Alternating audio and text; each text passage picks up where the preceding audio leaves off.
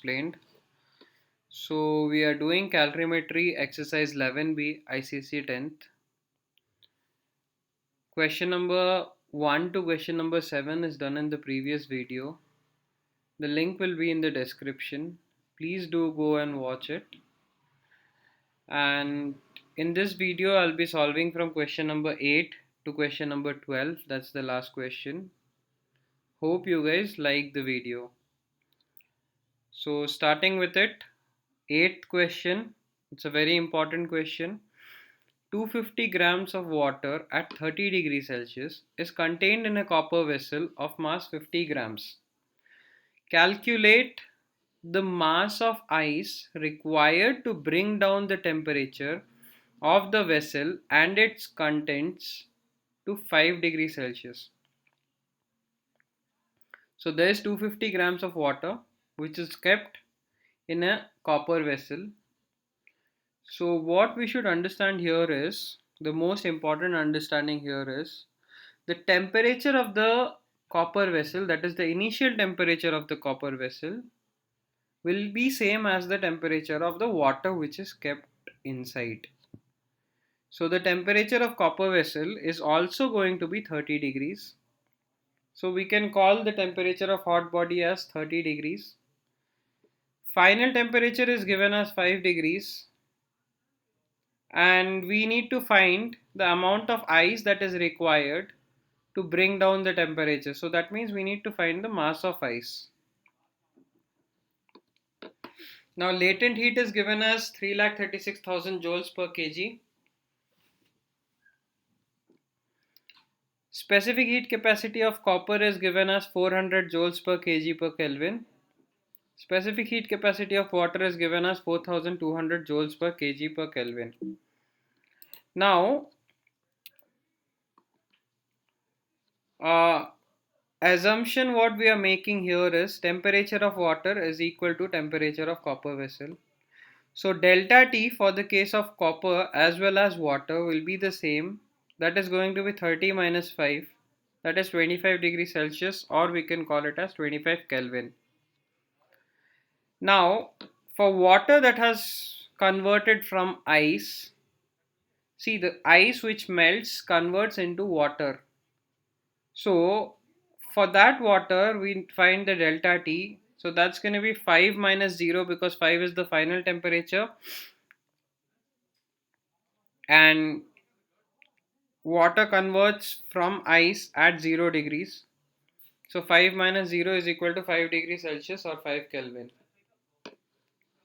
Now, by principle of calorimetry, energy required by ice to melt is equal to energy imparted by water and copper. That means whatever energy ice needs to melt is equal to the energy that is lost or taken away from water and copper. So on the left hand side, the ice is getting converted to water and the water is basically increasing its temperature. So we can write ml, that is for change of phase, plus mc delta t.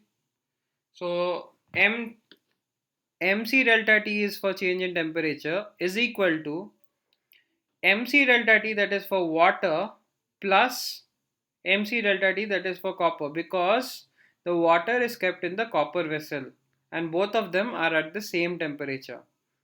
So from this left hand side we can take mass common, since whatever mass of ice melts, the same amount of the same mass will become water.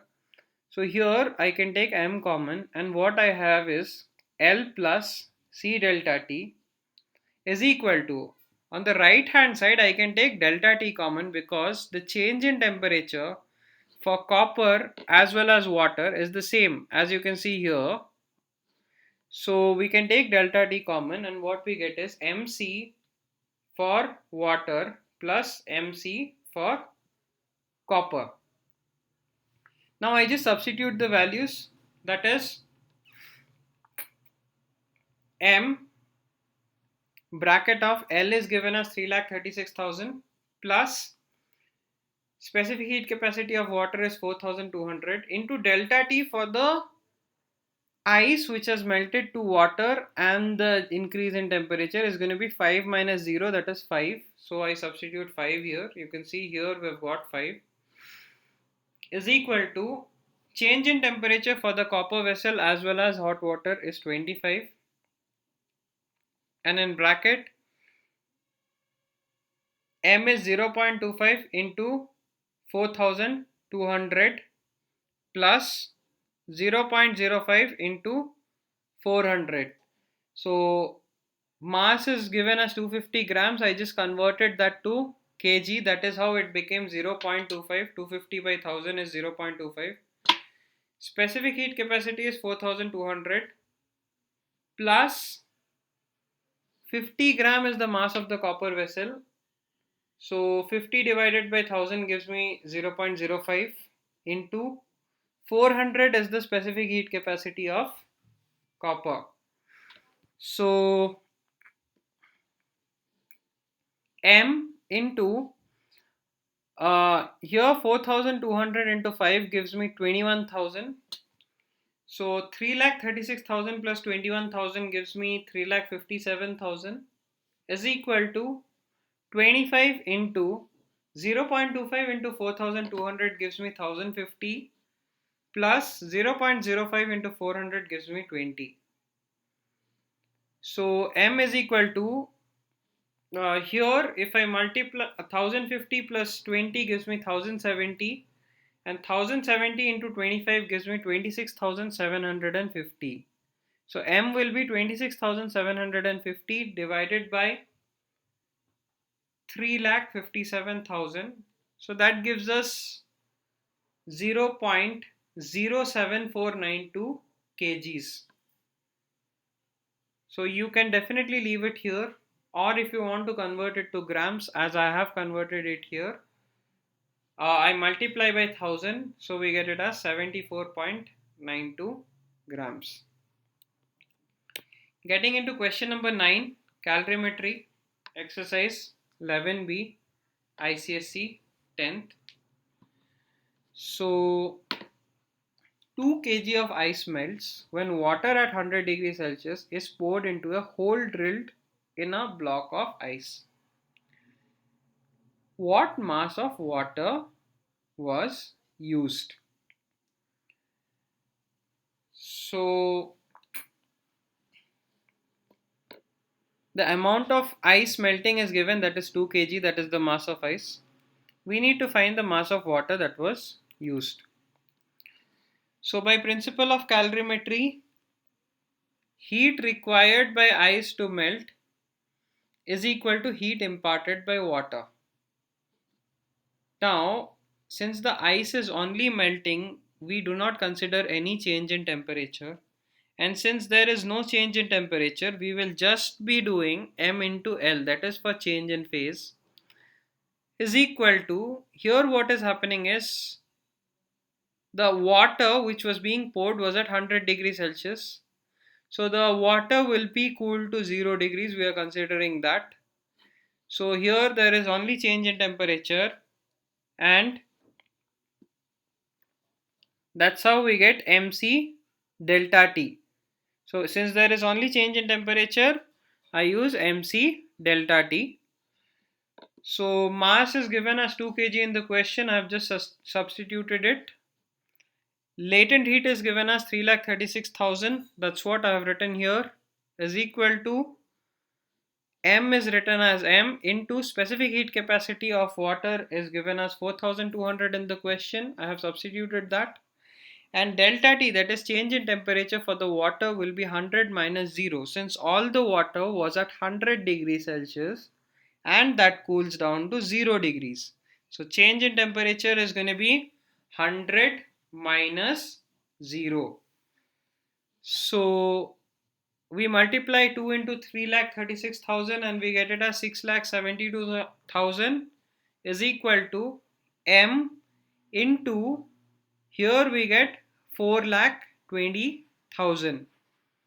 So 4,20,000 goes to the other side. So we get M is equal to 6,72,000 divided by 4,20,000 is equal to 1.6 kgs.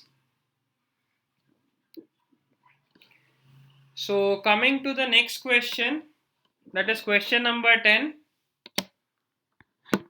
Calculate the total amount of heat energy required to convert 100 gram of ice at minus 10 degrees Celsius completely into water at 100 degrees Celsius.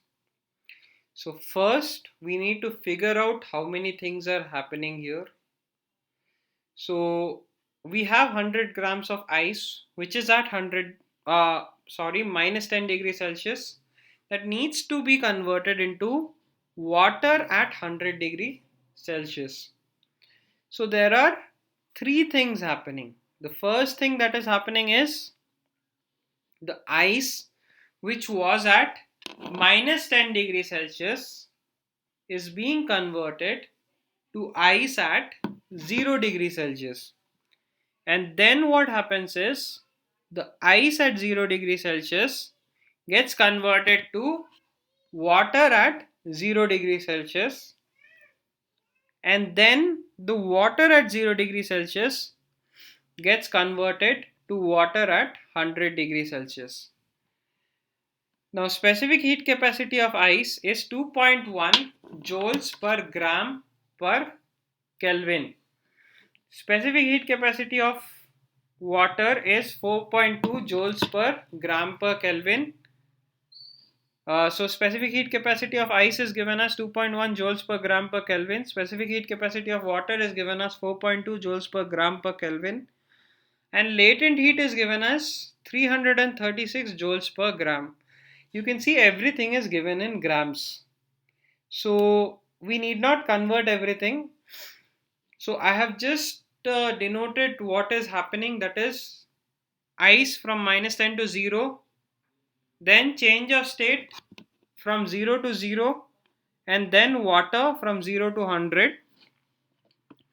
So the total heat is going to be mc delta T, that is for ice, because there is only change in temperature. So we use mc delta T, where delta T is going to be 10 plus ml, this is for change in state, and then mc delta T, that is for water which is being heated from 0 to 100 degrees Celsius. We take m common, and what we get is C delta T for ice plus L plus C delta T for water. So we get mass is given as 100 grams. I just substitute that. You can see here it's given as 100. I just substitute it here. Bracket of C is given as 2.1 into delta T is given as 10 plus latent heat, we have it as 336, plus specific heat capacity for water is given as 4.2. We substitute that there, into delta T is 100, because it's going to be 100 minus 0. So that is 100. Q is equal to 100 into 2.1 into 10 gives us 21, plus 336 plus 420, because 4.2 into 100 gives us 420. We add all of these, we get 777. So Q is equal to 777 into 100, which gives us 77,700 joules, which can be written as 7.77 into 10 to the power of 4 joules. So getting into question number 11, calorimetry, exercise 11B, ICSE 10th.